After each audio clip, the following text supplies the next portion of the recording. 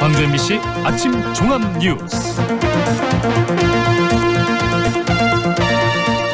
7월 12일 금요일 아침 종합 뉴스입니다. 광주 세계 수영 선수권 대회가 오늘 개막합니다. 대회 운영진과 선수들은 모든 준비를 마치고 출발 신호만 기다리고 있습니다. 수영 경기 입장권은 현장 매표소에서도 구입할 수 있습니다. 입장권이 다 팔린 종목도 현장에서 추가분을 판매합니다. 전자발찌를 찬 성범죄 전과자가 주택에 침입해 50대 어머니와 8살 된 딸을 성폭행하려다 붙잡혔습니다. 이상 오늘의 주요 뉴스입니다.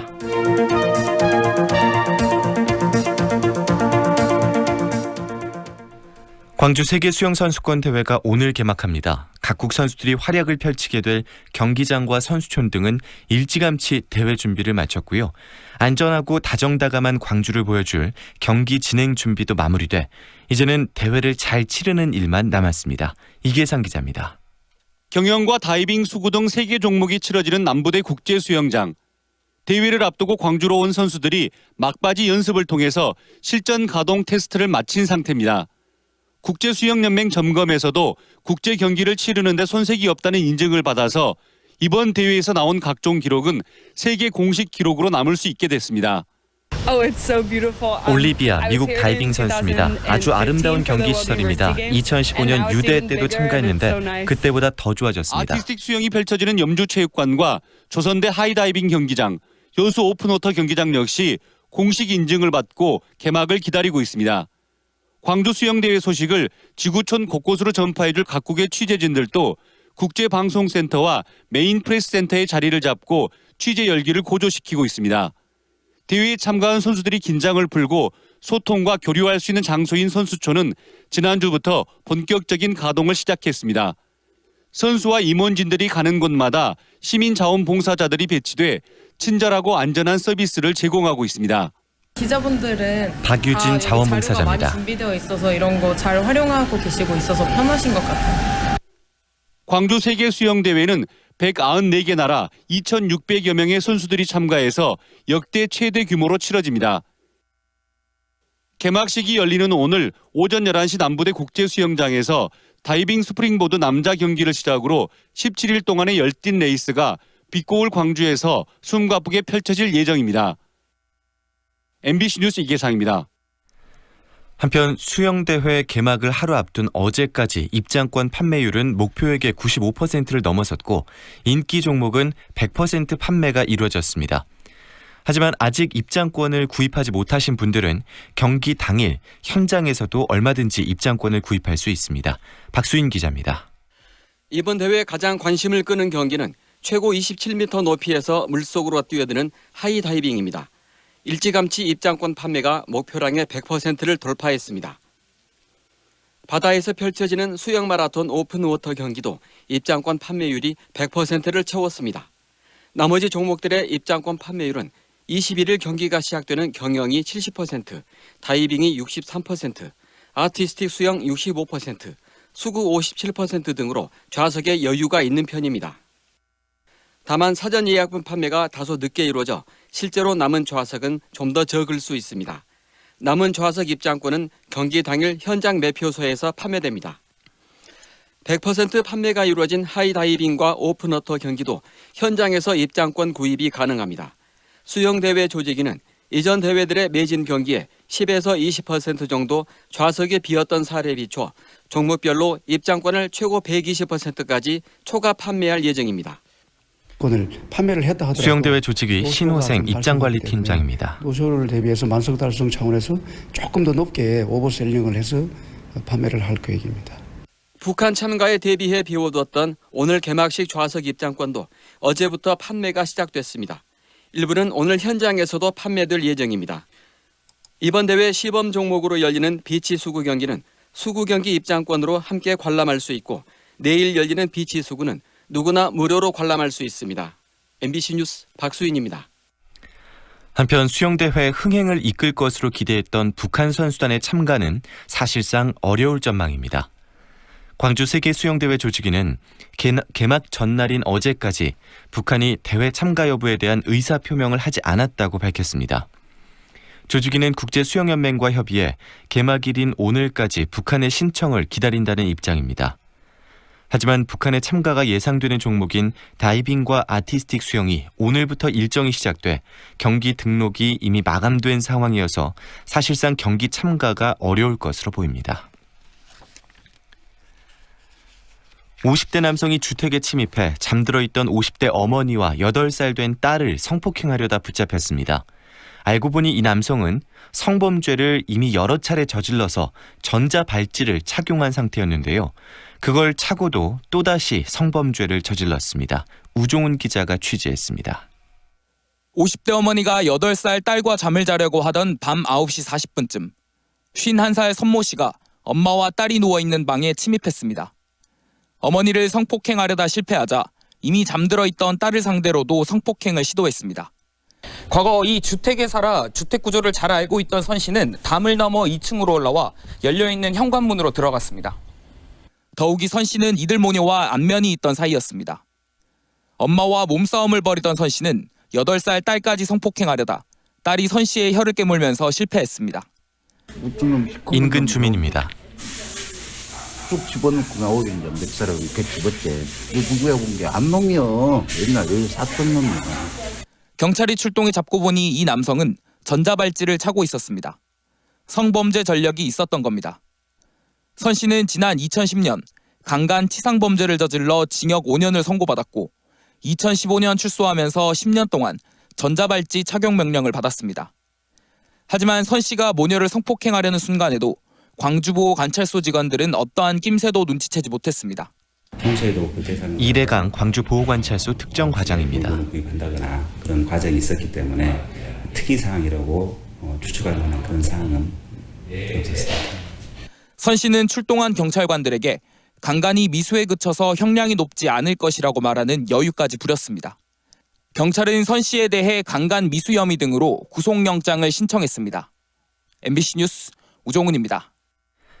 어제 오후 4시쯤 영광 한비던전 폐기물 창고 안에 있는 건조기에서 불꽃이 튀고 연기가 피어올라 직원이 곧바로 진화했습니다. 한수원 측은 작업복 등을 건조하는 폐기물 처리 시설이 가동 중에 불꽃이 일었지만 곧바로 진화했다며 방사능 유출이나 안전사고는 없었다고 밝혔습니다. 의뢰인에게 금품을 받은 변호사가 구속 기소됐습니다. 광주지검 특수부는 원만한 사건 처리를 위해 경찰관에게 줄 돈이 필요하다며 의뢰인에게서 돈을 받은 혐의로 58살 서모 변호사를 구속 기소했습니다. 서 변호사는 지난 2018년 11월 주택법 위반 혐의로 경찰 수사를 받던 의뢰인으로부터 인사 명목으로 3,500만 원을 받은 혐의입니다. 건설업자로부터 억대의 뇌물을 받은 혐의로 기소된 이용부 전 보성 군수가 항소심에서도 1심과 같은 징역 5년을 선고받았습니다. 이 전 군수는 지난 2014년 에너지 투자 사업비 명목으로 업자로부터 2억 원을 받는 등 거액의 뇌물을 받은 혐의로 재판에 넘겨졌습니다. 이 전 군수는 뇌물 혐의 이외에도 직권 남용과 권리 행사 방해 혐의로 기소돼 1심에서 징역 3년을 선고받았습니다. 학교 여직원과 여교사들을 상습적으로 성추행한 혐의로 초등학교 행정실장이 구속 기소됐습니다. 광주지검 여성아동범죄조사부는 지난 2017년 3월 광주의 한 노래방에서 여성 교직원의 몸을 만지는 등 여성 직원 11명을 강제 추행한 혐의로 광주 모 초등학교 행정실장 50살 A씨를 구속 기소했다고 밝혔습니다. 광주 MBC 아침 종합 뉴스를 마칩니다. 아나운서 김두식입니다.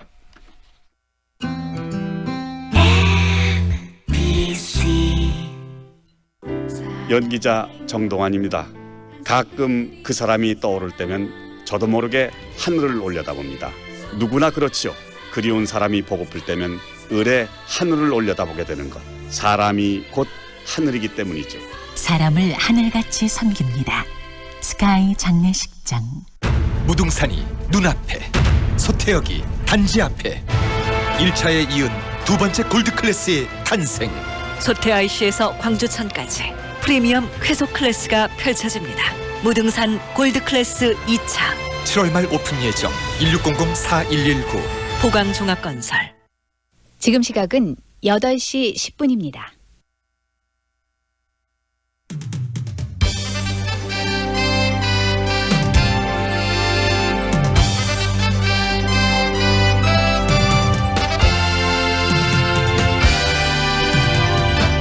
황동현의 시선 집중. 2부 시작합니다. 지난 4일 일본 정부가 우리나라를 상대로 반도체 소재 수출 규제를 단행을 했습니다. 이번에 규제 대상이 된 이 소재들은 반도체를 제조하는데 반드시 필요한 소재 그리고 부품이라고 하는데요. 자동차와 이 반도체 수출이 중심인 광주 지역 경제에 미치는 파장도 커 보입니다. 이번에 일본의 수출 규제 품목들이 어떤 것이고 또 반도체에서 어떻게 이용 활용이 되는 소재들인지 그리고 또 이 문제를 어떤 방식으로 풀어내는 게 적절할지 삼성전자 반도체 플래시 메모리 설계 감수팀을 총지휘했던 양양자 현 국가공무원 인재개발원장과 함께 이야기 나누는 시간 준비했습니다. 2019 광주 피나 세계 수영선수권대회가 드디어 오늘 개막을 하는데요. 하계 그리고 동계올림픽, 월드컵 축구대회와 더불어 세계 5대 메가스포츠 대회로 평가받고 있고 그만큼 세계적인 이목이 쏠리는 그런 대회이기도 합니다. 이런 대회 알고 보면 더 재미있을 거라는 생각이 드는데요. 우리나라 첫 세계 수영대회의 의미부터 이번 대회의 관전 포인트 오늘 정리해 보겠습니다. 최동호 스포츠 평론가와의 인터뷰가 준비되어 있습니다. 최근 한비도 원전의 잦은 고장과 사고로 시민들의 불안감 커지고 있는데요. 이런 가운데 광주시는 방사능 누출 사고에 대비한 행동 지침을 오히려 축소하려는 움직임을 보였다가 환경단체로부터 강한 반발을 사기도 했습니다. 우려의 목소리가 커지자 어제 광주시는 환경단체들을 직접 만나 매뉴얼을 보완하겠다 그리고 개정하겠다라는 이야기를 전했다고 하는데요. 이 관계자들과 직접 광주시 관계자들을 직접 만난 핵없는 세상 광주 전남 행동 김종필 팀장과 함께 광주시의 이 원전 관련 행동 매뉴얼, 행동 지침이 어떻게 바뀌어야 되고 또 어제 어떤 이야기들이 오갔는지 이야기 듣는 시간도 준비했습니다. 황동현의 시선 집중 계속됩니다. 우와, 통돼지 바비큐! 역시 우리 사장님이 최고! 즐거운 야유회 체육대회 최고의 맛으로 즐거움을 더하다. 통돼지 바비큐 출장 서비스 쿠바하우스. 알뜰한 가격 통돼지 바비큐 출장 서비스 쿠바하우스. 062-351-7711. 7월 수완을 더 빛나게 하는 이름 명품 아파트 모아 엘가. 무등산 영산강 특급 조망 지하철 2호선 예정. 신가 재개발 미래가치까지 누리는 더 큰 수완의 완성. 모아 엘가 더 수완. 7월 오픈 예정. 514-1300 해림건설. 좁은 국토를 효율적으로 활용하여 에너지 영토를 넓혀가는 기업이 있습니다. 탑솔라.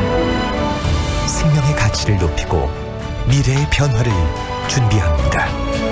하늘의 태양을 땅의 태양으로. 탑솔라. 상무와 수완이 가까운 프리미엄의 중심 무진로 지나리체 리버뷰가 옵니다.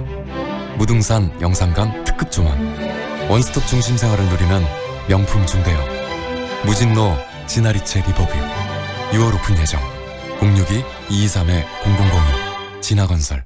여기는 4차 산업혁명을 이끌어갈 에너지 신산업과 미래형 자동차 전장산업의 중심 광주형 일자리로 함께 성장하고 든든한 지원과 혜택으로 기업 경쟁력을 높이는 혁신적인 클러스터 모이면 더 큰 미래가 보입니다. 광주 국가혁신 클러스터. 하이마트 광주 전남 1년에 딱 한 번 에어컨 총력 세일 7월 8일부터 7월 31일까지 고객 여러분을 초대합니다. 최신 에어컨을 합리적인 가격으로 여기에 최대 36개월 무이자 할부 상품권 추가 혜택까지 에어컨만큼은 기대하셔도 좋습니다. 하이마트로 가요. 남들과 다른 삶을 누리고 싶다면 이곳을 주목하라. 생활이 다르다. 교통이 다르다. 문화가 다르다. 흉내조차 낼 수 없는 남다른 자부심. 광천동 지역주택조합 추진위원회 이센트럴 스퀘어 7월 중 오픈 예정. 조합원 가입 문의 062-519-3002 시공 예정 고려 개발.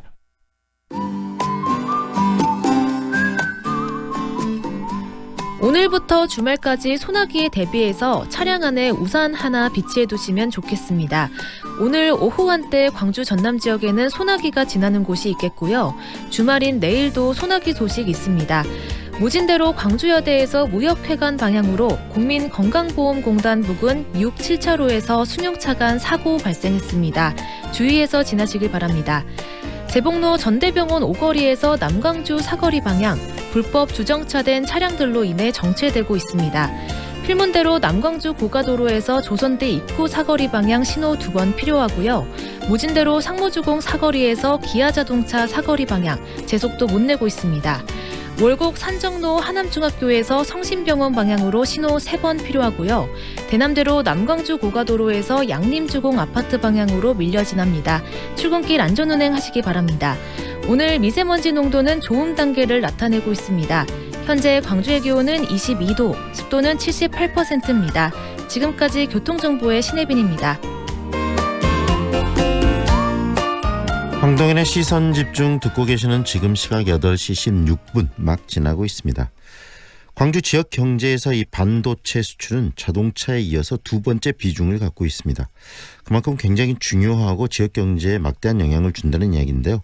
최근 일본 정부의 이 반도체 소재 그리고 부품 수출 규제가 단행되면서 광주 지역 경제도 좀 어렵지 않느냐라는 우려의 목소리들이 계속 커지고 있습니다.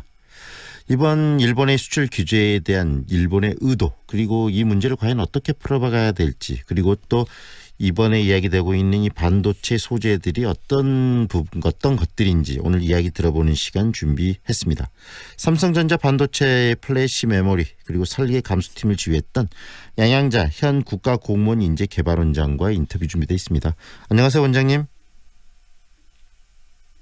네, 안녕하십니까. 네, 원장님 요즘 어떻게 지내세요? 몹시 바쁘실 것 같은데 근황 좀 소개해 주시죠. 네, 오늘도 국회에서 있는 국정운영 고위과정 특강도 있고요. 네.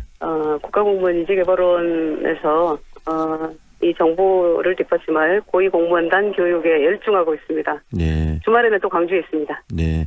지금 뭐 이 지역 경제 또는 지역이 정치에서 왕성하게 또 활동하시다가 또 국가인재개발원장으로 가 계시기 때문에 물론 나름대로 주말에도 지역민들과 많이 만나시겠지만 우리 양양자 원장님이 안 보인다는 얘기가 지역에서 많이 좀 나오고 있어요. 좀 더 얼굴을 자주 보여주시고 방송에도 출연해 주셨으면 좋겠습니다.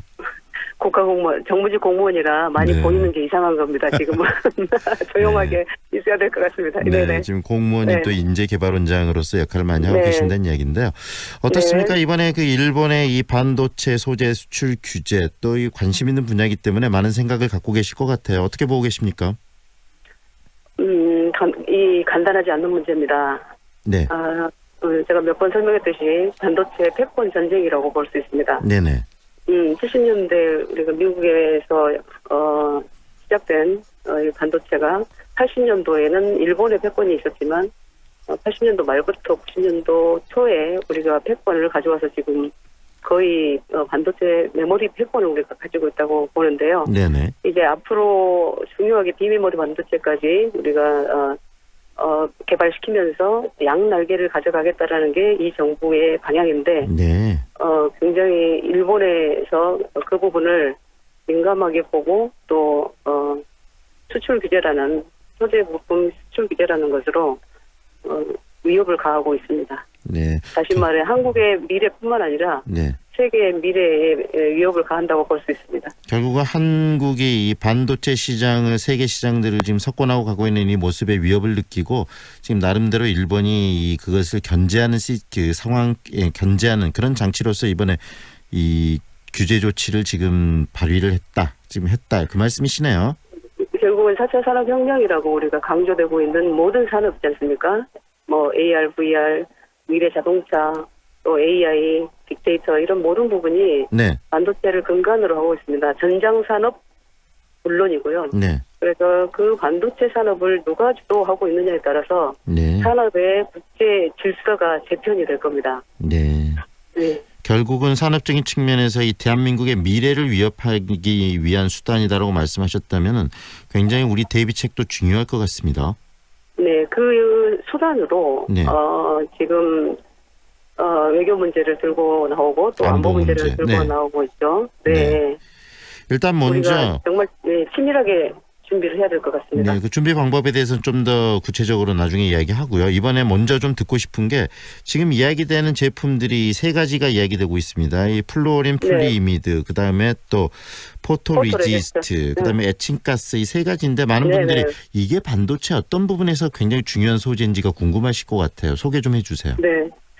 먼저 말씀하신 플루오린 폴리미드는 사실상 반도체에 들어가는 반도체 마지막 공정에서 네. 초저온 또 초고온을 보호하기 위한 막으로 쓰이는 것은 그냥 폴리미드고요. 네. 지금 말씀하신 플루오린 폴리미드는 우리 디스플레이, 아몰레드 같은 OLED 같은 디스플레이의 보호막으로 쓰이는 겁니다. 네. 반도체도 그리고 포토 레지스터 같은 경우는 반도체의 전 공정에 다 쓰이는 거고 마찬가지로 에칭가스, 불화수소도 반도체의 그 제조의 전 공정에 쓰이죠. 네. 반도체 제조 공정이라고 하는 것이 항상 대포하고 또 에치내고 감광액을 바르고 에치하고 이런 식각하고 이런 공정이기 때문에 그걸 대포할 때 쓰는 것이 포토레지스트, 그다음에 에칭할 때 쓰는 것이 에칭가스 그렇습니다. 그래서 반도체 공정이 500에서 한 800 공정이 되거든요. 네.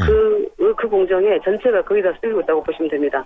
결국은 반도체를 제대로 만들어내기 위해서 절대 빠져서는 안 된 게 이 포토리지스트고 에칭가스라는 말씀이시네요. 그렇습니다. 네, 굉장히 그것을 규제하면 큰일이 나죠. 그러니까 규제하게 되면 실질적으로 이 반도체 자체를 생산하는데 막대한 차질을 주는 것이고 또 그렇기 때문에 일본에서 이런 부분들을 지금 수출 규제를 한다는 이야기로 비춰지는데 어떻습니까? 그러나 여기서 좀 특이 사항이 있는데 지금 D램과 낸드 플래시로 대표되는 메모리 반도체의 PR 그러니까 포토 레지스터는 아직까지 규제를 하지 않고 있습니다. 그러나 우리가 가고자 하는 미래 반도체 파운더리 사업에 대한 발표를 대대적으로 했죠. 우리 정부와 삼성에서. 그런데 그 파운더리 사업에서 파운더리 사업의 공정이 로직 공정이라고 그게 굉장히 극 자외선입니다. 네. 아주 미세한 패턴을 뚫을 수 있는 극 자외선에 쓰이는 감광액 물질을 규제하겠다라는 것은 미래 반도체를 위협하겠다라는 겁니다. 그래서 지금 아까 말씀하신 것처럼 여러 가지 미래의 어떤 시장을 놓고 지금 패권 전쟁이 벌어진 것이다라고까지 말씀하셨는데 그렇다면은 이 부분들을 좀 해결해야 되지 않겠습니까? 지금 문재인 정부에서도 여러 가지 이야기를 하고 있고 또 미국의 이런 외교전까지 펼치고 있는데 현재 이런 해결법들에 대해서는 어떤 생각이 드십니까? 정부가 추진하고 있는? 지금 정부도 다각도로 김현종 외교 차관도 보내고 또 여러 가지로 노력을 하고 있고 에서도 노력을 하고 있습니다만 지금은 이 반도체 패권에 대한 이 지형도를 제대로 파악할 필요가 있는 것 같습니다. 다시 말하면 미국의 방향, 또 일본의 방향, 또 중국의 어떤 의도, 또 대만의 지금 현재 상황 이런 것들이 전체적으로 파악이 돼야 이게 전략과 전술이 나올 수 있을 것 같습니다. 네, 그 이야기 좀 해주십시오. 지금 이제 대한민국의 반도체 시장이 위축되면 특히 대만이나 이런데 반도체 어떤 생산이나 이런 것들이 더 확대될 수도 있겠다. 그래서 한국의 위축이 또 다른 나라에 이익이 될 수도 있기 때문에 굉장히 미묘하고 섬세한 접근이 필요할 것 같은데요. 그 부분에 대해서 지금 정부가 가져가야 될 방향성, 우리 지금 원장님이 생각하시는 부분 좀 이야기 좀 해주십시오. 어떻게 접근해야 될까요? 지금은 아주 물밑으로 이 상황을 좀 파악을 해야 되는데요. 우리가 가지고 있는 가장 큰 무기가 메모리 반도체입니다. 그것이 27년 동안 우리가 1등을 하고 있고 D램 시장은 거의 70% 이상을 차지하고 있고 낸드 플래시 시장도 50% 이상을 차지하고 있기 때문에 그 무기는 우리가 가지고 있습니다. 그래서 우리가 가지고 있는 그 무기를 가지고 만약에 낸드와 D램이 생산이 되지 않는다면 전 세계의 자동차 시장 모든 또 메모리를 쓰는 시장이 그 사슬이 교란이 오기 때문에 아마 그것은 전 세계적으로 원하지 않는 방안일 것 같고요. 방향일 것 같고 그래서 전 세계에 우리가 그런 부분들을 논의를 해가면서 상황을 전달을 해야 될 것 같습니다. 네, 다시 말하면 4차 산업혁명 시대에 이 반도체가 필수적인 거기 때문에 이 한국이 위축되면 전 세계의 4차 산업혁명의 어떤 시스템 자체가 위축될 수도 있다는 그 말씀 아니겠습니까? 네. 미래 산업이 네. 산업의 생태계가 교란이 됩니다. 네. 질서가 무너진다고 하시면 됩니다. 네. 다시 말하면 우리가 전기가 없는 상황을 상상해 보시면 됩니다. 네. 반도체가 없으면 거의 모든 산업이 스탑되게 돼 있습니다. 네. 일본 내 분위기는 지금 어떻다고 이해를 하고 계십니까? 주변에 또 일본과의 네트워크도 있으실 텐데. 네, 일본을 잘 파악할 필요가 있는데요. 네. 일본의 반응이 우리가 원하는 쪽으로 가지 않는다는 게 큰 문제인 것 같습니다. 네. 네. 근데 이제 자세한 어떤 일본 상황을 제가 여기서 얘기하기가 조금 곤란한 상황이기도 합니다. 네. 네. 결국은 그러나 일본 사람들이 가장 중요하게 생각하는 것은 중요하게 생각하는 것 중에 두 가지를 말씀드리면 네. 일본은 천황에 대한 정말 충성심이 대단한 나라고 네. 그리고 약속을 중요시하게 생각하는 나라입니다. 네. 네. 그런 부분들을 우리가 정책적으로 좀 접근할 때 좀 풀어가는 어떤 그 상황들, 일본의 어떤 그런 것들을 좀 이용하고 또 이해하고 있으면 좋겠다는 말씀으로 들리기도 하고요. 그리고 일본을 정확하게 파악을 해야 됩니다. 예. 네. 그리고요. 지금 이 반도체가 또 이 광주 지역 경제에도 막대한 영향을 줄 수 있거든요. 왜냐하면 지금 자동차 다음으로 굉장히 중요한 이 포션 비중을 차지하고 있는 그 산업인데 지역 경제는 어떻게 지금 뭐 이해를 하고 계십니까? 영향이? 지금 당장 어떤 문제가 보이지는 않을 겁니다. 네. 그렇다고 해서 문제가 없는 것은 아니죠. 반도체 같은 경우도 광주가 지향하고자 하는 미래 자동차 밸리로 간다 그러면 미래 자동차에는 모든 반도체가 쓰일 수밖에 없고요. 네. 그리고 엠코 코리아 말씀을 드리면 엠코 코리아도 거기는 보통 이제 반도체 후단 공정을 진행을 하는 PCB 제작을 하는 회사지만 네. 반도체 제조는 하지 않기 때문에 당장은 문제가 없습니다만 웨이퍼를 받아서 PCB 제작을 하기 때문에 네. 결국은 이 반도체 문제가 커지게 되면 그 회사도 많이 위축이 될 수밖에 없습니다. 네, 바로 방금 말씀하신 이 반도체 우리가 어떻게 지금 대응하는가가 이 대한민국의 경제 그리고 또 이 광주의 어떤 경제와 밀접하다는 말씀이신데 그런 측면에 있어서 또 광주가 그 인공지능을 광주의 또 미래로 먹거리로 만들어내기 위해서 고심을 하고 있지 않겠습니까? 그래서 이 과학부나 이런 반도체 분야의 전문가분들이 굉장히 많이 필요하고 전문성이 요구되고 있는데 연결해서 한 말씀 더 해주십시오. 그 연결이 됐으니까 앞으로 이 인공지능 광주의 미래의 먹거리를 어떻게 인공지능을 통해서 가져가실 것인가에 고민들이 많은데 우리 원장님의 생각은 어떠세요? 인공지능을 어떻게 광주의 미래 먹거리에 연계시킬 수 있을까요? 미래 산업에서 가장 중요한 것이 첫 번째가 인재가 필요합니다. 네. 그만큼 기술 인재가 있어야 되는데 우리 광주에서 미리 준비가 돼야 될 것 같고요. 네. 그리고 투자가 지금 3천억, 4천억 투자가 돼 있죠. 네. 그런데 거기서 끝날 것이 아니라 앞으로 지속되어야 하는 로드맵이 있어야 합니다. 네. 그리고 AI에 대한 축적된 기술이 있어야 합니다. 이 세 가지를 미리 준비하지 않으면 우리가 일회성으로 끝날 수도 있고 미래를 하기 어려울 수도 있다는 생각이 듭니다. 그래서 지역에서는 네. 대학과 또 그 인재 개발을 위한 방안, 또 투자를 지속적으로 끌어내기 위한 방안, 또 앞으로 축적된 기술은 어떤 식으로 가져갈 것이 이런 것들이 함께 논의되어야 이 AI 창업 클러스터라고 하는 이 산업이 광주에서 뿌리내릴 수 있다고 생각합니다. 네. 다시 말해서 전문가 그룹이 좀 많이 수요가 돼야 될 것 같습니다. 그런 전문가 그룹을 끌어내기 위해서는 또 정치권의 역할도 크실 것 같고 또 그런 그 중심에 내년 총선이 있는데 어떻습니까? 그 이합 전에도 출마를 하셨는데 내년에도 뭐 출마 의사 생각이 있으십니까? 지금은 이제 국가공무원 인재개발원장으로서 공무원들 교육에 충실하고 상황을 보겠습니다. 네. 네. 지역 인재들을 방금 말씀하시는 지역의 어떤 미래를 이끌어갈 과학 인재들을 키우는 부분에서도 큰 역할 좀 하셨으면 좋겠다는 생각이 드네요. 원장님. 가장 중요한 일입니다. 네. 네, 오늘 말씀 여기까지 드릴게요. 고맙습니다. 네, 고맙습니다. 지금까지 양양자 국가공무원 인재개발원장과 함께했습니다.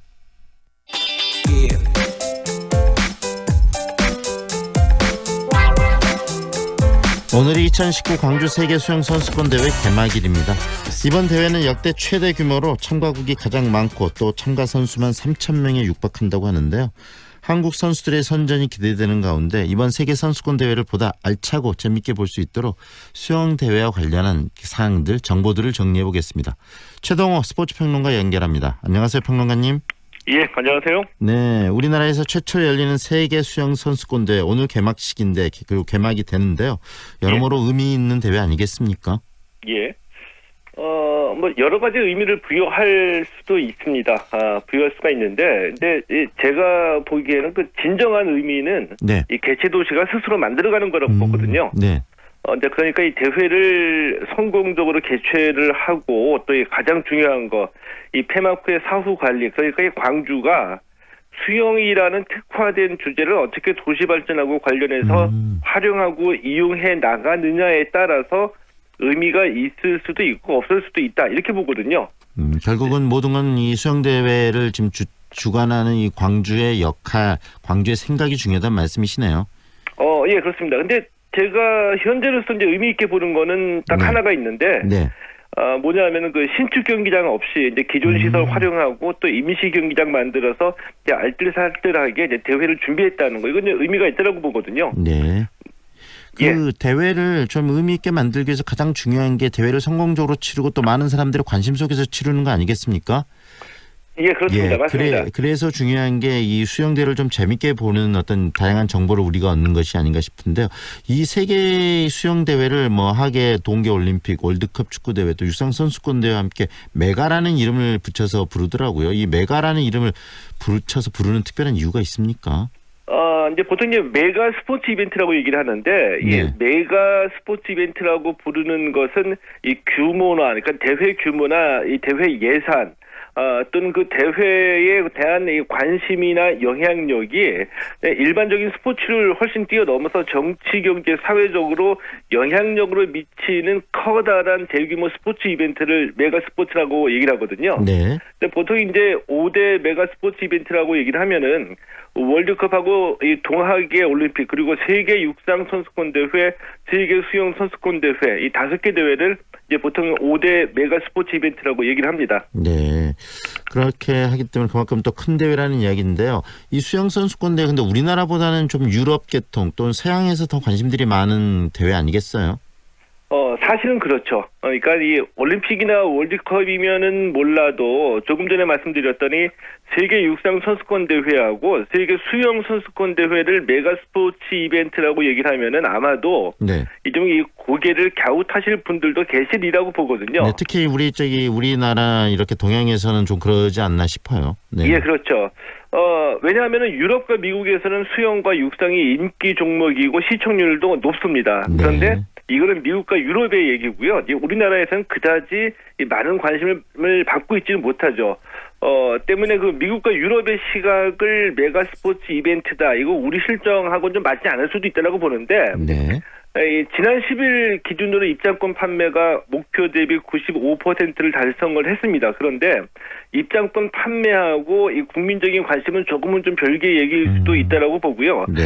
좀 솔직하게 말씀을 드리면은 바로 이 점이 지금 이 조직위원회의 가장 큰 고민이다 이렇게 볼 수도 있겠죠. 관심을 좀 끌기 위해서 이 수영대회를 좀 재밌게 관심 있게 보는 그게 중요할 것 같아요. 왜냐하면 정보가 없기 때문에 잘 모르기 때문에 또 거기에 대한 관심이 적은 것이 아닌가 싶거든요. 이 수영대회를 좀 재밌게 보는 팁, 방법을 좀 알려주시겠어요? 재밌게 보는 방법과 관련해서 가장 간단하게 말씀을 드리면은 이 아는 만큼 보인다 이렇게 말씀드릴 수도 있거든요. 근데 이번 대회는 기본적으로 6개 종목이 열리는데 이 경영하고 다이빙, 하이다이빙, 수구, 오픈워터, 아티스틱 수영입니다. 이 조선대학교 축구장에 임시 수조 만들어서 열리는 하이다이빙이 최고의 인기 종목이거든요. 그러니까 이 입장권도 일찌감치 다 매진이 됐습니다. 이 남자는 27m, 여자는 20m 높이 플랫폼에서 다이빙을 하니까 거의 그 진기명기를 보는 그런 수준의 경기다라고 할 수가 있겠고요.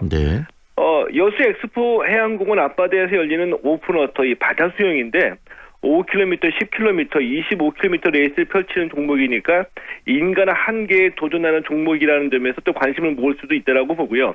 이 가장 중요한 거는 우리가 그동안 개최해온 스포츠 이벤트의 역사 속에서 보면은 관심이 없다가도 우리 선수들의 이 성적이 좋거나 선전하는 모습을 보이면 폭발적으로 이슈성이 드러나게 되거든요. 이런 면으로 봤을 때는 그 여자 개인 혼영에 출전하는 김서영 선수, 또 이 다이빙에 출전하는 우아람 선수, 또 배영의 임다솔 선수에게 기대를 걸고 있는데, 이 우리 선수들의 성적이 얼마만큼 나느냐도 이 굉장히 좀 중요하다고 볼 수가 있겠죠. 네, 수영 대회 이렇게 오랫동안 또 뭐 서양에서도 관심이 있지만 또 그 수영이 그 걸출한 스타들도 있지 않습니까? 지금 역사적으로 배출한 스타들 소개도 좀 해주세요. 이번 대회에 참가하는 선수 중에서 가장 관심을 모으는 선수는 역시 이 미국의 그 케일립 드레셀 선수라고 할 수가 있거든요. 네. 왜냐하면은 이 그동안 이 수영 황제라고 불렸던 미국의 마이클 펠프스 선수가 2012년 런던 올림픽 이후에 이제 2016년 리우 올림픽 이후에 은퇴를 했고요. 네. 그 이후 누가 수영 황제의 자리를 차지할 것인가가 가장 관심사였었는데, 이 케일립 드레셀 선수가 이 직전 대회였던 2017년 부다페스트에서 7관왕에 오르면서 새로운 스타로 등극한 겁니다. 네네. 과연 이 드레셀 선수가 이번 대회에서도 수영 황제로 자타가 공인하는 스타로 등극할지 네. 최고의 관심사고요. 네. 여자 경영에서는 미국의 KT 레데키 선수가 관심을 모으고 있고, 중국 같은 경우에는 특히 다이빙에서 강세를 띄고 있는데, 네. 2016년 이 리오올림픽 2관왕이었던 치오 유한 선수가 다이빙에서는 가장 최고의 관심을 모으고 있죠. 네, 그밖에 또 이 좀 더 이 수영대회 관심을 갖고 재밌게 볼 수 있는 관전 포인트 하나 더 짚어주신다면 어떤 게 있는지 짧게 한 말씀 더 해주시겠습니까? 수영은 이 경쟁을 하기도 하지만 기본적으로 기록 경기의 성격도 갖고 있거든요. 네. 그래서 0.01초 차에 따라서 순위가 바뀔 수도 있고 메달의 색깔이 바뀔 수도 있습니다. 때문에 이 0.01초를 줄이기 위해서 모든 선수들이 그동안 이 노력을 기울이고 고통을 참아왔는데, 이 그 손이 패드에 닿는 마지막 순간을 보면서 우리가 열광하기도 하지만, 네. 요 기록을 좀 살펴보는 것도 네. 수영의 재미, 그리고 수영 경기를 이해하는데 많은 도움이 되리라고 봅니다. 네, 오늘 말씀 여기까지 드릴게요. 고맙습니다. 예, 고맙습니다. 지금까지 최동호 스포츠 평론가와 함께했습니다.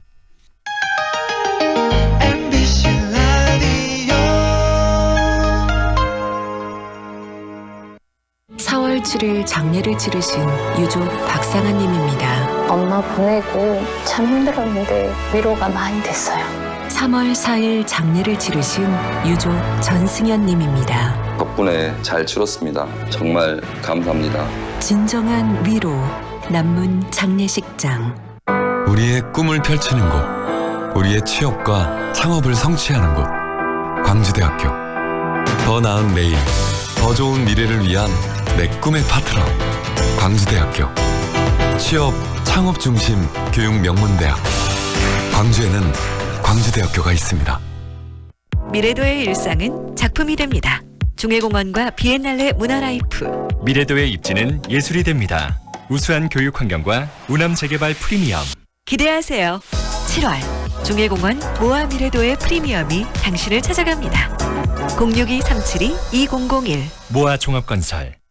광주 중심에 골드 클래스가 옵니다. 가장 빛나는 자리에서 나에게만 주어지는 특별함이 있는 곳. 골드 클래스. 당신의 새로운 역사가 됩니다. 행복 위의 지연집 화정 골드 클래스. 8월 오픈 예정. 062-227-2278 보강종합건설. 93.5 Feelings between the sheets. Why am I caressing my mama's fat knees? 세상을 보는 지역의 눈. 여러분은 지금 황동현의 시선 집중과 함께하고 있습니다.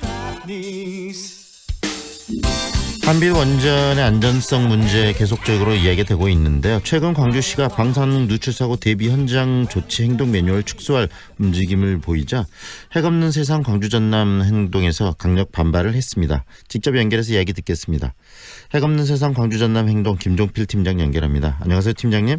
네, 안녕하십니까. 네, 최근 이 광주시가 이렇게 지금 한빛 원전의 안정성 그리고 안전성이 문제가 되고 있는 상황에서 이 지금 매뉴얼을 축소할 움직임을 보였다는 말이 나오고 있는데 어떤 내용인지 먼저 소개 좀 해주세요.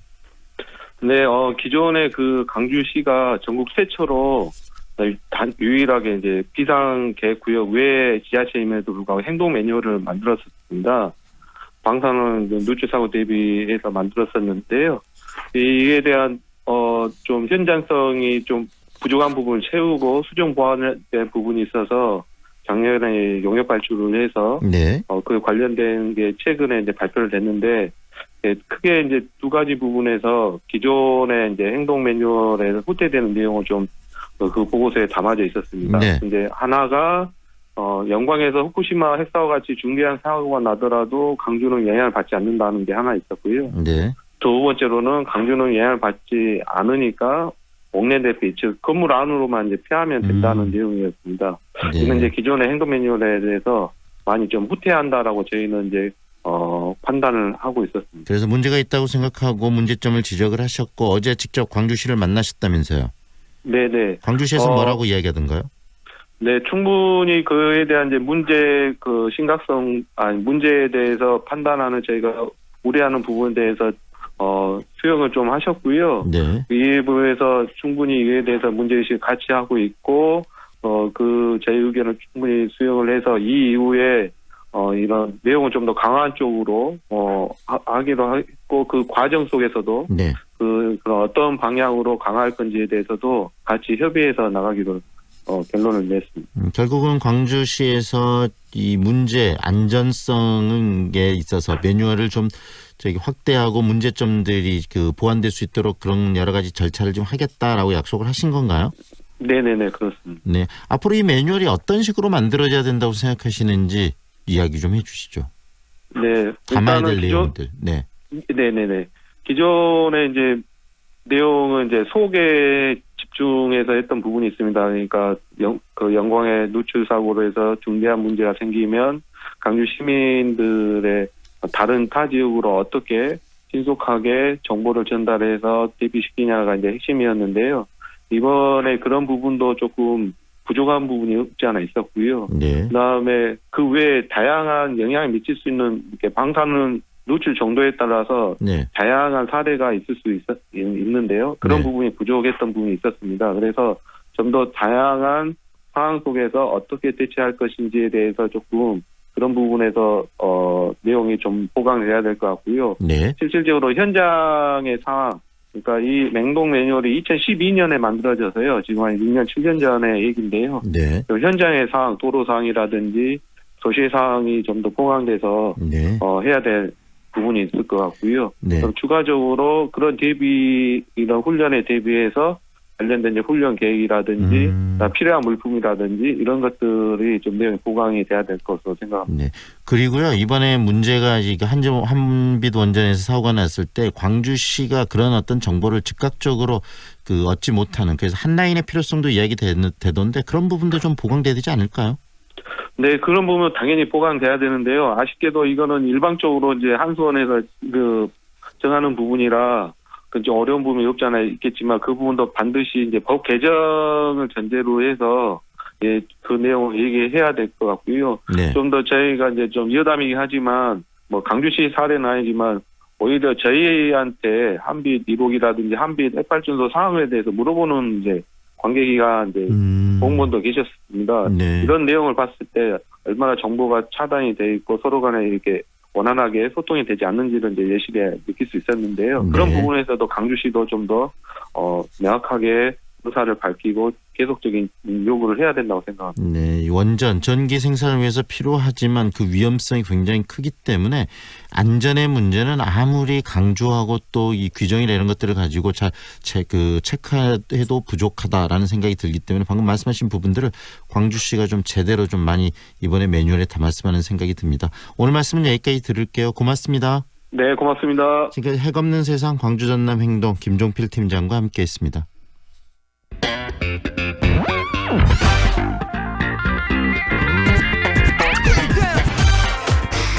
남도의 아름다움을 귀로 직접 느끼는 시간이죠. 아름다운 남도. 오늘도 전남도청 대변인실 이돈삼 시민기자와 함께합니다. 어서 오십시오. 예, 안녕하셨습니까. 본격적인 여름 휴가철로 접어들고 있는데 오늘은 어디를 소개해 주십니까?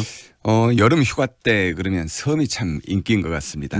혹시 황동현 PD 섬의 날에 대해서 알고 계신가요? 이야기는 들어봤는데 정확하게 날짜는 잘 모릅니다. 그러시죠? 네. 섬의 날 8월 8일입니다. 지난해 이제 처음 제정이 됐고요. 올해 첫 번째 기념일을 앞두고 있는데 올해 첫 번째 기념 행사가 목포 사막도에서 열릴 예정으로 지금 준비가 되고 있습니다. 네, 섬의 날 8월 8일이면 정말 무더울 때인데요. 예. 왜 하필 이 섬의 날을 8월 8일로 제정됐는지 그 이유도 소개 좀 해주세요. 예, 아무래도 섬과 여름이 가장 잘 어울리지 않을까 싶습니다. 그러니까 우리 국민들이 섬을 가장 많이 찾는 계절이 아무래도 이제 여름이고요.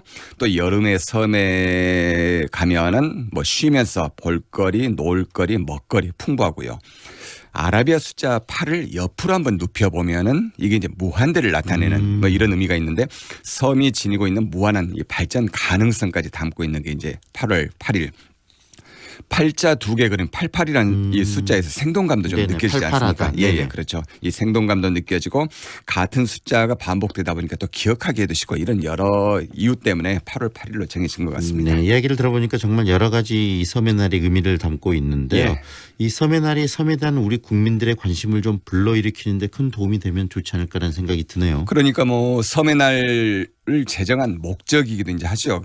그런 이유로 섬의 날을 제정을 했는데 오래전에 섬 그러면 이제 유배지, 뭐 은둔지였지만은 요즘에는 섬 그러면은 휴식과 힐링 또 해양 관광, 미래 식량의 중심지 이런 걸로 이제 부각이 되고 있는데요. 또 해양 영토의 전초기지, 뭐 잘 보존된 이런 전통문화 자원의 거점 이런 것들로 부각이 되고 있는데 그만큼 섬에 대한 우리 관심, 우리 국민들의 관심 커지고 있다고 봐야죠. 그래서 오늘은 이 남도의 섬을 한번 가보죠. 그러니까 신안의 천사대교를 건너고 안좌도에서 또 목교를 건너서 만나는 보랏빛 섬입니다. 박지도를 한번 가보겠습니다. 보랏빛이라고 표현하니까 또 이 섬에 대한 관심이 더 배가 되는데 예. 박지도 좀 생소한 섬입니다. 소개해 주시죠. 예, 그렇죠. 뭐 첩첩산중이다 이런 말들이 있죠. 첩첩산중이란 말이 있는데 이 박지도는 섬 속에서도 또 섬 속에 있는 그러니까 첩첩섬중에 자리를 하고 있다 이렇게 봐도 될 것 같습니다. 그러니까 신안 안좌도에 딸린 섬인데 목포항에서 서쪽으로 대략 한 30여 킬로미터 떨어져 있으니까 거리는 그다지 멀지 않는데요. 이 찾아가는 길이 여러 개의 섬을 거쳐서 들어갑니다. 그래서 이제 첩첩섬중이다 이렇게 봐도 될 것 같습니다. 네, 첩첩섬중 이 섬이 갖고 있는 의미, 그다음 섬의 위치를 정확하게 좀 표현해 준다는 생각이 드는데요. 몇 개의 섬을 거쳐서 들어가게 됩니까? 그러니까 여기를 가려면은 신안 앞에도에서 연결된 천사대교를 일단 건너고요. 또 천사대교를 건너면 이제 암태도거든요. 그러니까 여기 암태도에서 또 팔금도를 거쳐서 안좌도로 갑니다. 이 안좌도의 끝자락 두리마을에서 다시 나무다리를 건너서 박지도로 가거든요. 그러니까 목포에서 가신다면은 앞에도, 암태도, 팔금도, 안좌도를 거쳐서 박지도로 이렇게 이제 4개 섬을 거쳐서 닿는 섬입니다. 여러 개의 섬을 거쳐서 만나는 박지도. 그만큼 이 섬에 대해서 가고 싶다는 또 욕망이 있어야지 가게 되는 섬이 아닐까라는 생각도 드는데요. 예, 그렇습니다. 어떤 섬입니까? 박지도 일단 섬의 생김새가 이 바가지 모양을 하고 있다 해서 한때는 이제 박이섬, 뭐 백이섬 이렇게 불리던 박지도인데요. 몇 해 전까지만 해도 박지도 그러면 이제 거의 뭐 아는 분들이 안 계실 정도 무명에 가까운 그런 섬이었는데 전라남도가 가고 싶은 섬으로 선정을 하면서 이제 알려지기 시작한 섬이 박지도입니다.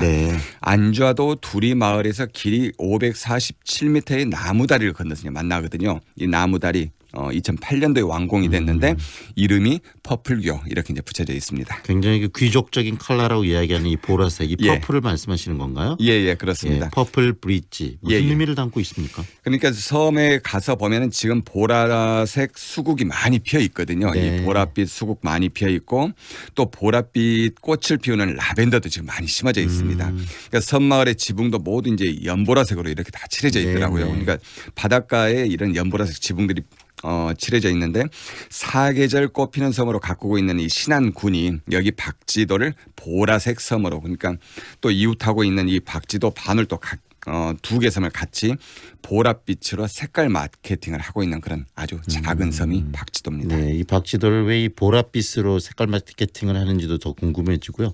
점점 더 이 섬에 대한 관심들이 배가 되는데 알려주세요. 어떤 곳인지. 일단은 퍼플교에 있다고 말씀을 드렸는데 이 퍼플교가 놓인 갯벌이 가시팔에 이제 감태주산지입니다. 양쪽으로 감태주산지고요. 물이 빠지면 다리 밑으로 드러나는 갯벌에 뭐 농개, 칠개, 뭐 짱뚱어 이런 것들이 이제 지천이고요. 또 섬에 들어가면은 숲길 산책로도 아주 멋지더라고요. 그러니까 섬 안에 산책로가 한 대략 2km 정도 되는데 인공의 흔적이라고는 찾을 수 없는, 그러니까 숲길에서 이 숲길을 걸으면서 바다에 사는 개, 옆으로 걷는 개까지도 만날 수 있는 그런 천연의 숲길이고요. 네. 소나무, 후박나무, 식나무, 뭐 서나무, 팽나무 이런 것들 어우러진 아름다운 숲길이고 이 숲길에서 옛날에 이제 중노두를 놓은 이 비구니의 암자와 샘터 뭐 이런 것들까지도 만날 수 있는 아주 귀한 그런 천연의 숲도 있습니다. 비구니들이 살던 암자 또 샘터가 있다는 이야기신데 이 중노두는 어떤 겁니까? 그러니까 그런 얘기입니다. 그러니까 말 그대로 이제 스님을 일컫는 말이고요. 또 노두 그러면 아시다시피 섬과 섬 아니면 바다와 육지 사이 갯벌에 디딤돌을 놓아서 만든 길. 그러니까 썰물 때 드러나고 밀물 때문에 이제 물속으로 사라지는 그렇죠. 그런 돌로 만든 길을 노두라고 하는데 중과 노두의 이제 합한 말입니다. 그래서 이 섬의 전에 내려오는 스님들의 사랑 이야기 뭐 이렇게 이제 보면 되겠습니다. 네, 결국은 또 이 섬에 이 사랑 이야기가 곁들여져 있기 때문에 더 또 사람들에게서 스토리가 만들어지고 의미가 있을 것 같은데. 그것도 스님들의 사랑 이야기. 그러니까요. 스님들의 사랑 이야기 굉장히 애틋할 것 같다는 생각이 듭니다. 예, 뭐 전설 같은 어떻게 보면 또 뭐 전설 같기도 하고 또 실화 같기도 한 그런 얘기인데 옛날 이 박지도에 젊고 예쁜 그런 비구니가 살고 있었다고 합니다. 네. 또 건너편에선 반월도에는 젊은 비구가 살고 있었고요. 네. 근데 이 두 스님은 만난 적은 없었지만은 멀리서 아른거리는 이 자태만으로도 서로 이제 사모를 하게 됐고요. 그래서 그런데 이 물이 들면 바닷물이 가로막고 또 물이 빠지면 허벅지까지 빠지는 이 갯벌에 가로막혀서 서로 이제 가까이 다가갈 수가 없던 뭐 그런 사이였는데 연정을 느낀 이 반월도 비구가 먼저 망태에다 돌을 담아가지고 박지도 쪽 갯벌에다 이제 붓기 시작을 했고요. 또 나중에 여기 박지도의 비구니도 이 광주리에다 돌을 담아서 반월도 쪽으로 반대편으로 이렇게 수년 동안 서로 돌을 부어서 노두를 이 길을 만들었다고 합니다. 그렇게 해서 이제 사모하던 두 스님이 이 노두를 따라가서 처음 만났고 이 돌무더기 위에서 서로 이제 부둥켜 안고 하염없이 그렇게 눈물을 흘렸는데 그 사이에 물이 불어나가지고 함께 바닷속으로 사라져버렸다는 그런 미완의 러브스토리입니다. 네, 특히 스님들이었기 때문에 이루어진 사랑보다는 이루어지지 못한 사랑 쪽으로 가는 더 애틋함이 있네요. 예, 그렇습니다. 이 중노두는 어디에서 볼 수 있습니까? 그러니까 지금 말씀드리는 이 박지도에서 반월도로 가는 이 목교의 왼편으로 드러납니다. 그러니까 중노두의 흔적이 지금도 갯벌 위에 남아 있는데요. 그러니까 밀물 때는 볼 수가 없고 썰물 때는 바닷물이 빠지는 썰물 때만 이렇게 볼 수 있는 그런 노두입니다. 네, 중노두 이야기를 하면서 또 언급을 해주신 게 이 또 반월도인데 그 비구 승이 살았다고 이야기해 주신 이 반월도는 또 어떤 곳입니까? 여기도 마찬가지 박지도가 안좌도 두리마을에서 나무다리로 건너온다고 말씀을 드렸는데 여기 박지도에서 나무다리로 연결이 돼 있는 그런 섬이 반월도입니다. 그러니까 안좌도에서 박지도로 이어지고 또 박지도에서 반월도를 잇는 그런 다리가 또 있는데 여기는 길이 915m 이 나무다리를 이용해서 이제 건널 수 있는 작은 섬인데 섬의 모양이 반달처럼 생겼다 해서 이제 예전에 뭐 반들이 이렇게 불렸던 섬인데 섬 고유의 정취와 또 인공적이지 않는 그런 자연 그대로의 모습을 간직하고 있는 그런 섬이고요. 또 몇 해 전에 생명의 숲 뭐 산림청 유황킴벌리가 준 이 아름다운 숲 전국대회 해마다 열리지 않습니까? 여기에서 공존상까지 받은 그런 숲도 여기 반월도에 있습니다. 네, 반달 바로 이 반월의 모양은 닮았다는 이야기를 해주셨는데 전국대회의 공존상을 또 받았다는 게 굉장히 의미가 있겠네요. 그러니까 마을 주민하고 한데 어우러진 숲이다. 그래서 공존하고 있는 숲이다 이제 그런 의미인데 300년이 넘은 팽나무 세 그루를 중심으로 해서 느릅나무, 후박나무 그리고 뭐 송악이나 마삭주루 같은 이런 숲으로 이루어져 있거든요. 그래서 예부터 여기 주민들이 신성시에서 해마다 정월 대보름에 마을의 평안을 비르고 또 풍어를 비는 제를 지내는 당숲이 여기 반월도 당숲입니다. 네, 안자도에 딸린 박지도와의 반월도 섬을 이야기해 주셨는데 이 안자도 우리나라를 대표하는 서양화가죠. 이 김환기 선생의 고향 아니겠습니까? 예, 그렇습니다. 수화 김환기죠. 그러니까 김환기 선생의 생가가 안좌도 읍동마을에 있습니다. 일본에서 대학을 다니면서 추상미술을 한 그런 김환기 선생인데 24살 때 귀국해서 몇 년 동안 여기서 이제 작품 활동을 했고요. 또 이후에 서울대학교, 홍익대학교 교수로 재직했다는 그런 분인데 한국적인 특성과 현대미를 겸비한 그런 그림을 구상과 추상을 통해서 실현한 이제 그런 작가죠. 저한테는 이제 상당히 좀 어려운 그런 그림이던데 수화 김환기 선생의 생가가 여기 안주하도 읍동마을에 있고요. 국가지정문화재 이렇게 이제 되어 있습니다. 미술적인 어떤 힘과 자치도 있는 섬이 또 안주하도네요. 예, 현재 김환기 미술관도 짓고 있습니다. 네네. 이 작은 섬에 가면 그런데 보통 먹거리들이 많이 좀 걱정이고 그렇거든요. 먹거리는 어떻습니까? 실제 걱정이 됩니다. 이 박지도 반월도 두 군데 다 섬 다 전문 식당은 이제 없고요. 이 두 군데 가시면은 마을 분여회에서 운영하는 식당이 이제 섬에 하나씩 있습니다. 그래서 여기서 식사는 가능하고요. 안 그러면은 안주하도 본섬으로 가시면 횟집도 있고 백반집, 국밥집, 중식집 골고루 다 있습니다. 그러니까 본섬에서도 해결할 수 있습니다. 네, 오늘 말씀 여기까지 드릴게요. 고맙습니다. 예, 고맙습니다. 오늘은 신안 안자도에 딸린 섬 속의 섬이 박지도와 반월도로 여행을 가봤습니다. 지금까지 전남주중 대변인실 이돈삼 시민기자와 함께했습니다. 송정역으로 어디든 빠르게 미래가치에 오를 마지막 기회를 잡아라. 소촌 3차 국제미술회 7월 오픈. 8년 임대로 미래도 생활가치도 오래도록 누릴 수 있도록 소촌 3차 국제미술회가 또 한 번 당신을 찾아갑니다. 임대문의 광주 사서륙의 5000번. 좁은 국토를 효율적으로 활용하여 에너지 영토를 넓혀가는 기업이 있습니다. 탑솔라. 생명의 가치를 높이고 미래의 변화를 준비합니다. 하늘의 태양을 땅의 태양으로 탑솔라. 광주 중심에 골드 클래스가 옵니다. 가장 빛나는 자리에서 나에게만 주어지는 특별함이 있는 곳. 골드 클래스. 당신의 새로운 역사가 됩니다. 행복 위의 지연집 화정 골드 클래스 8월 오픈 예정. 062-227-2278 보강종합건설. 무등산이 눈앞에, 소태역이 단지 앞에 1차에 이은 두 번째 골드클래스의 탄생. 소태 IC에서 광주천까지 프리미엄 쾌속 클래스가 펼쳐집니다. 무등산 골드클래스 2차 7월 말 오픈 예정. 1600-4119 보강종합건설. 솜씨 좋은 사람들의 감성 넘치는 축제 제8회 빛골 핸드메이드 페어가 7월 12일부터 14일까지 김대중 센터에서 펼쳐집니다. 손에서 손으로, 마음에서 마음으로 다양한 핸드메이드 상품과 즐거운 공예 체험까지 빛골 핸드메이드 페어에서 아름다운 추억을 만들어가세요. 황동현의 시선 집중이 준비한 내용은 여기까지입니다. 저는 다음 주 월요일 다시 여러분과 함께하겠습니다. 오늘도 함께해 주셔서 고맙습니다.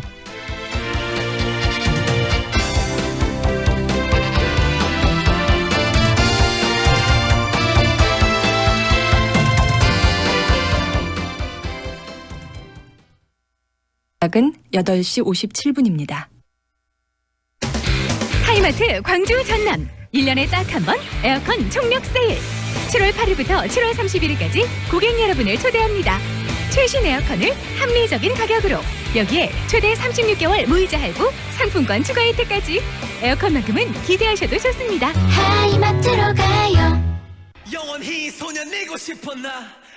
저는 광주 대표하는 수영선수 정봉기라고 합니다. 작년 전국체전 때 금메달 3개와 한국 신기록 2개 세웠습니다. 수영은 제 삶 그 자체죠. 수영장 물 안에 들어가면 조용해요. 마음이 편안하고 달리기 할 때의 속도보다 물속에서 속도를 내는 게 더 짜릿하고 기분이 좋더라고요. 박태환 선수와 마이크 펠프스 그 선수처럼 그 나라를 알리고 내가 어떤 사람인지 저의 이름을 알리는 게 저의 꿈입니다. 같은 수영 선수로서 순간이 정말 힘들고 많이 괴로우실 것 같은데 이거를 잘 이겨내서 대회 때 좋은 성적 거두기 바랍니다. 화이팅! 광주 MBC는 꿈의 물결로 나아가는 청년들을 응원합니다. 청년의 꿈을 키우는 남도 청출 어람. 이 캠페인은 글로벌 공기업 한국농어촌공사와 함께합니다. 올해 첫 삽을 뜨는 광주 도시철도 2호선. 그 중심엔 시민들이 있습니다. 지난 2002년부터 16년 동안 계속된 찬반 논쟁 끝에 시민참여 공론화로 해법을 찾았습니다. 공론화위원회와 시민참여단이 꾸려지고 모든 과정에 시민들이 직접 참여해 충분한 토론과 협의를 거쳐 결정을 이끌어냈습니다. 광주 도시철도 2호선 공론화 과정은 수기민주주의 모범 사례로 손꼽힙니다. 도시철도 2호선 문제는 우리의 일상적 삶과 관련된 문제고 이것을 공직자나 전문가뿐만이 아니라 일반 시민들이 참여해가지고 결정의 주체가 되었다는 점, 이것은 향후 지방 분권이 강화되는 측면에서 우리 시민들의 어떤 참여와 책임 정신을 고취시키는 좋은 기회였다고 생각을 합니다. 주민 스스로 만들어가는 지방자치 시대, 광주 전남이 열어갑니다. 광주 MBC 연중 캠페인 지방의 힘이다. 이 캠페인은 광주 서구, 광주은행과 함께합니다.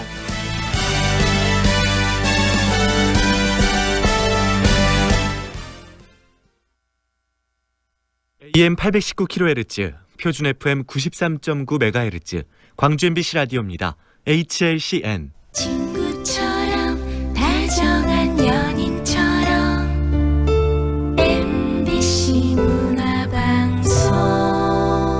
여러분의 다정한 친구 광주문화방송이 9시를 알려드립니다.